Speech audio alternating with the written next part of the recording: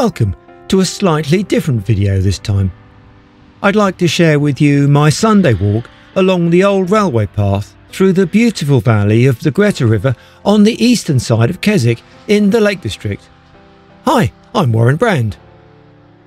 Ingredients in this video include generous measures of both reminiscence and nostalgia, a significant portion of self-indulgence with a good scoop of personal interest, all blended and held together in a wholesome wrap of enjoyment and curiosity. While I show you these first few scenes, I'll explain my special interest in this railway path. Back around 1977, I had a holiday with my parents in the Lake District. We stayed at a cottage along the A66 near Trackbed.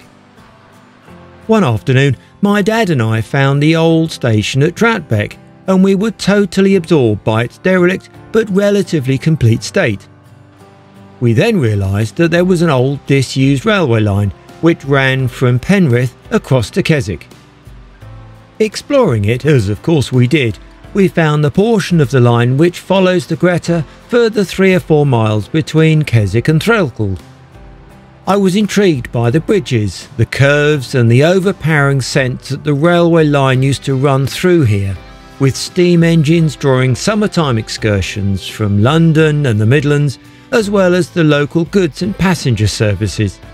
At that time, the rails had been pulled up only about 5 or 6 years before.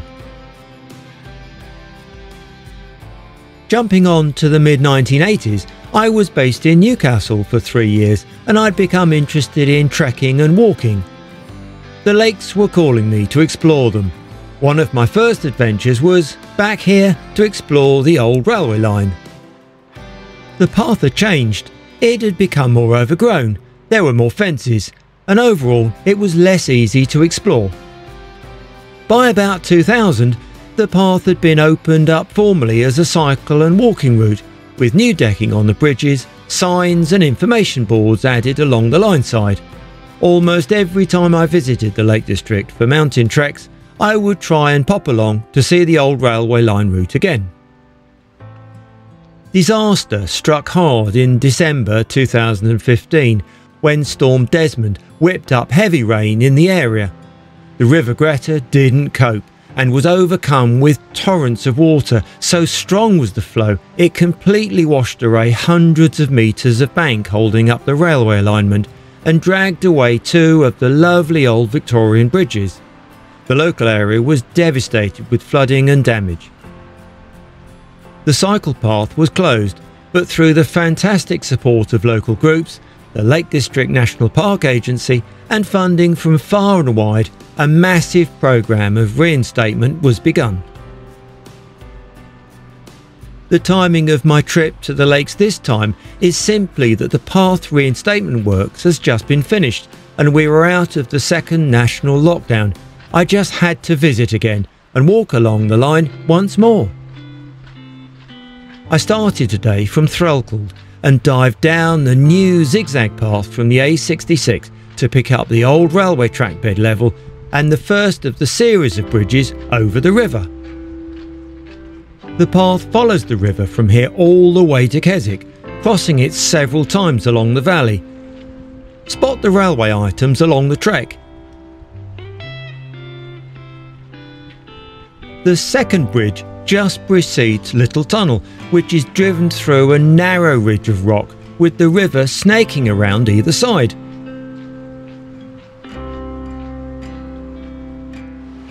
This next bridge was weakened by Storm Desmond's floodwater.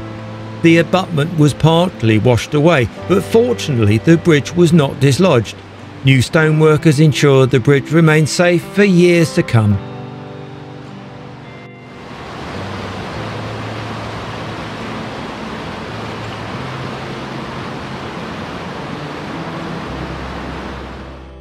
This post is the core remains of a gradient marker, but the pointing arms are lost. The next 2 old bridges were destroyed in the storm, and between them many hundreds of metres of trackbed were washed away. The reinstatement works has replaced the bridges and relayed the path in between to the side away from the river.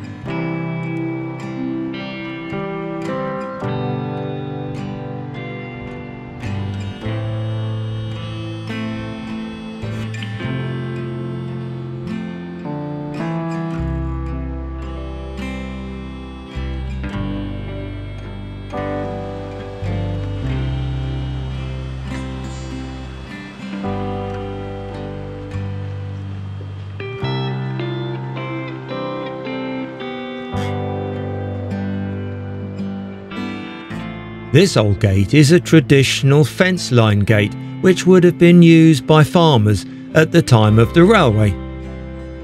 The line crosses the Greta yet again, and this time using another old Victorian bridge. Each of these have been carefully restored and will be safe for many years to come.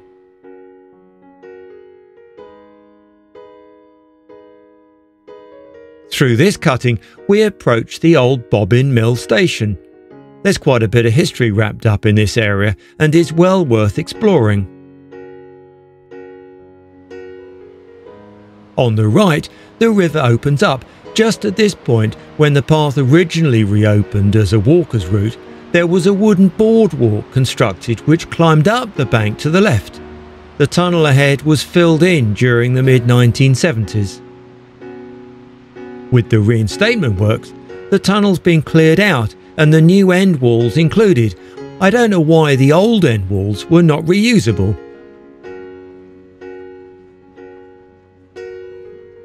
This is the first time I've walked through this tunnel, which has got the nickname Big Tunnel.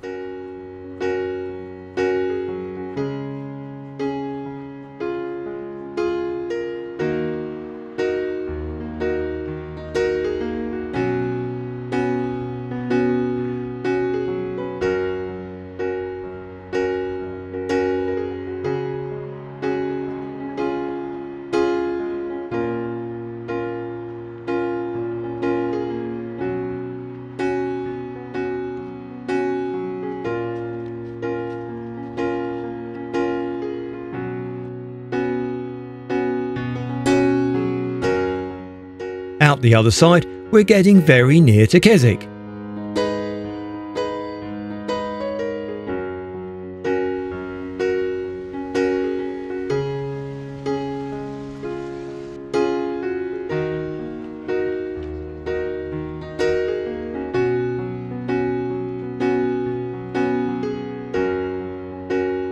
Crossing the main road to Keswick and then over the river again, the trackbed is raised up on a long embankment, past the houses and then on to the old station.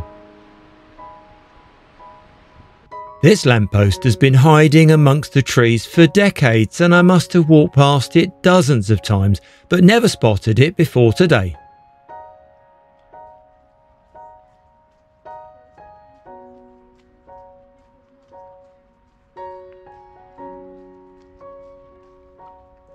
Keswick Station is now part of the hotel complex. The path follows the alignment of the main tracks, but there used to be a second platform on the right. Nowadays there's a car park here, and ahead is a swimming pool.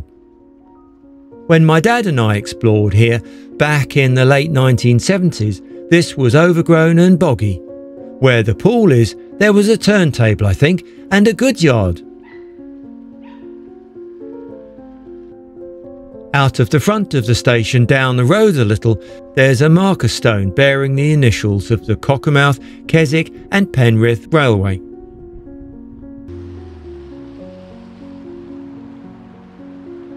I took a quick look at the river from the station road, spotting the youth hostel, which I've used several times, and the lovely parks, which I visited during the summer months in the past. Little has changed over the decades at the front of the station and the lovely hotel.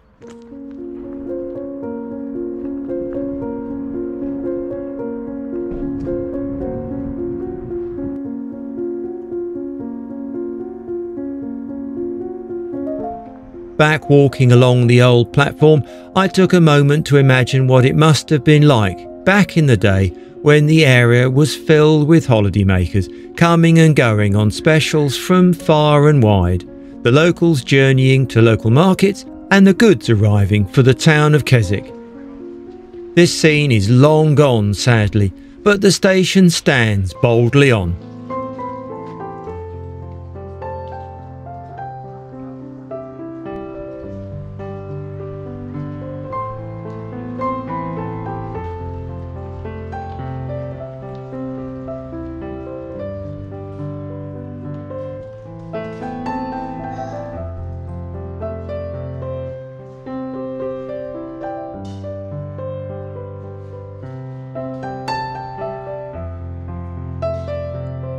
The return along the path takes the same route, of course, but this time I'll stop at different places along the way.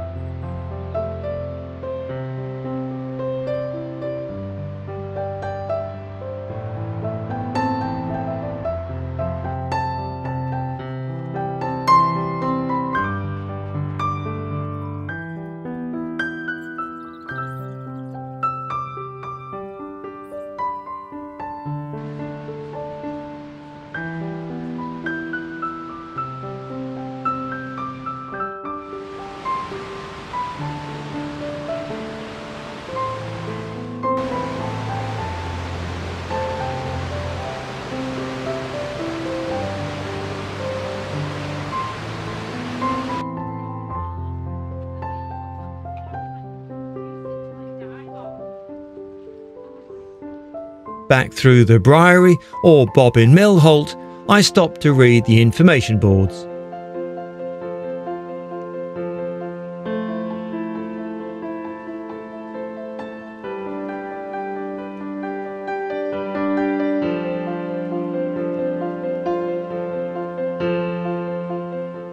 A little further along, I looked up and realised that there used to be a high-up footbridge, which I remember being there.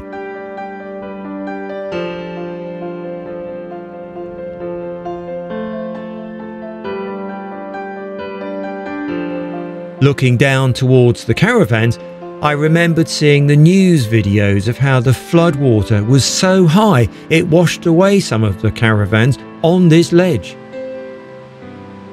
On the right side of the river, the whole cliff bank was seriously eroded by the stormwater.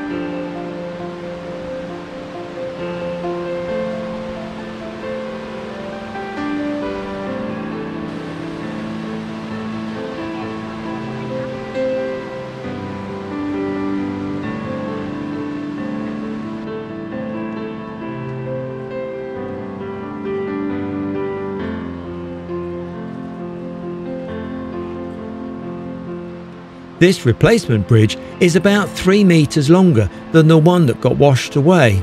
The abutment at this end is all new. I must say that, along the path, it's clear that a lot of care and consideration has been applied to the reinstatement works. Stone walls are kept with the style of the line, and other details demonstrate the value of the line's heritage. Thumbs up to the construction company and the teams of people who must have worked so hard to get the path reopened for the enjoyment of all.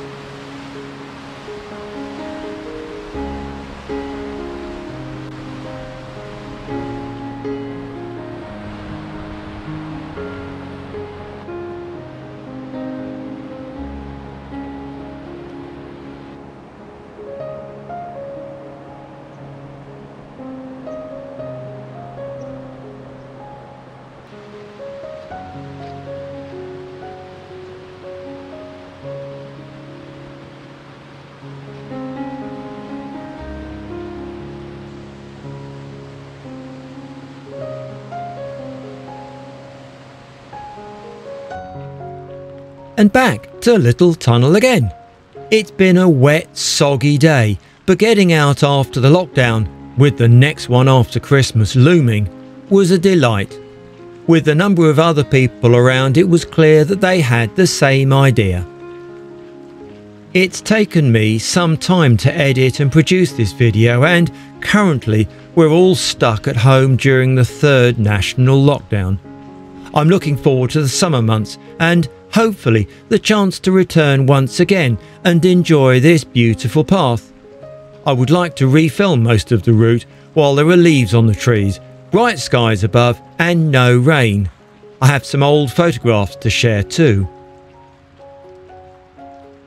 Thank you for sticking with this slightly longer video. As I said at the start, I've had a somewhat self-indulgent day.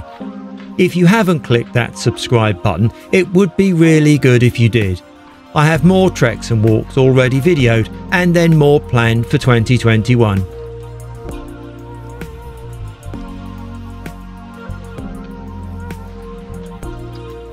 Maybe you've seen my cold water challenge video of a few weeks ago.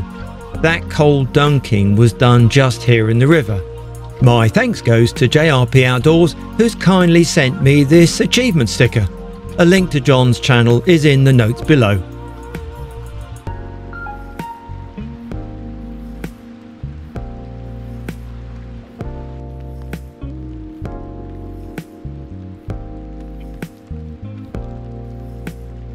Back through the cutting, I remember how dark and overgrown it was when I first explored it back in the late 70s and early 80s.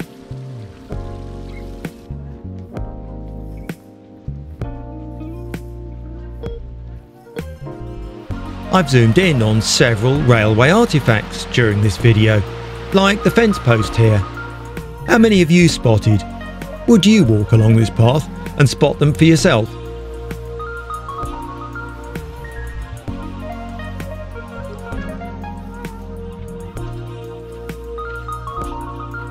As far as I know, this is the last remaining telegraph pole standing along the line in this area. In the summertime, it's virtually impossible to spot. Up until about 15 years ago, it even had an insulator left on one of the top arms. And back at the car, I dumped my rucksack and then walked on to the horse and farrier in Threlkeld for a late lunch and a pint.